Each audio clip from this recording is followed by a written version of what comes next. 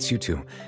Did Miss Navia invite you to come pay your respects to her father? Mm-hmm. We ran into Navia on the streets today, so we just followed her here.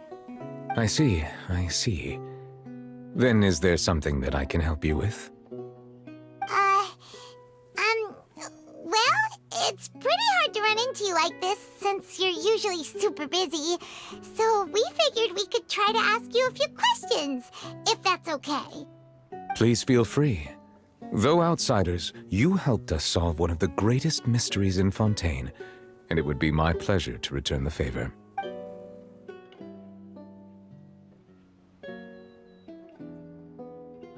Your sibling, another blonde-haired traveler.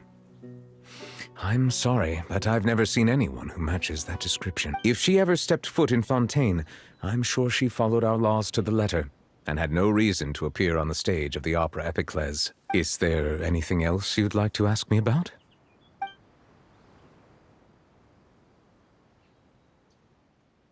So, at court, the bad guys referred to that special water as water from the primordial sea, but what is it really? Truthfully, that name is already quite accurate. I can only surmise that Vacher and his ilk only learned of its nature and existence after extensive research. There used to be a special sea on the surface of this planet. The nature of its seawater was rather different from that of the sea we know today. Most of Tevat's life forms were first born in that special sea. You could say it nurtured much of the life on this planet. Huh. So it really was where everything began. It makes sense to call it primordial then. But today, the primordial sea no longer exists on the planet's surface. What Vacher discovered must have been some kind of special case, or a remnant from a truly ancient age. Huh. So that's how it is. Oh, you really know everything, Monsieur Nevullete. But if that's the case, then why would people, at least people from Fontaine, dissolve in that kind of water? Indeed. Why would the primordial sea, which was known to engender and nurture life, suddenly reverse itself and devour life instead? To be frank, that also doesn't match my understanding of this world and its laws. There must still be some unknown secrets around the people of this land. Is there anything else you'd like to ask me about? That the sea levels will rise and everyone will be dissolved in water, leaving Farina crying alone on her throne, but the sins of the people will be finally washed away for good. Does that appropriately summarize the version you've heard? That's right! It was Linny that told us back then. And that about covers all the main points. Yes, up to the present, I think we reached a point where we have no choice but to confront this prophecy directly. Rumors have it that this prophecy is rooted in the last words the former Hydro Archon left to the world before she passed away. A prophecy? Of the former Hydro Archon? Wow. This is the first time that we've ever heard of. Two parts of the prophecy have already proven correct. The rising sea levels and the ability of the people of Fontaine to be dissolved.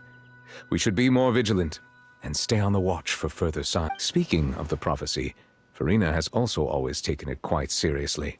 Indeed, she has been collecting information and intelligence from across Tevat for this purpose. If the rumors were true, then perhaps this prophecy is the conundrum left to Farina by her predecessor. But with Farina being the way she is, can we really trust her to solve it? Is there anything else you'd like to ask me about?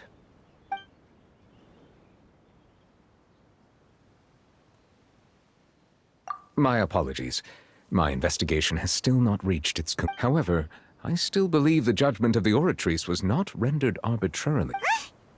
But you also said you thought he was innocent. For many years, I have been quite aware that the Oratrice does not simply mechanically repeat the verdict that I give on each case. As a divinely created mechanism, the people's unified faith in the concept of justice is integrated into it. Not only can it produce the incredible power of indemnitium, but it likely also possesses other traits, such as self-awareness. Which is all to say, I have been prepared for a situation like this for...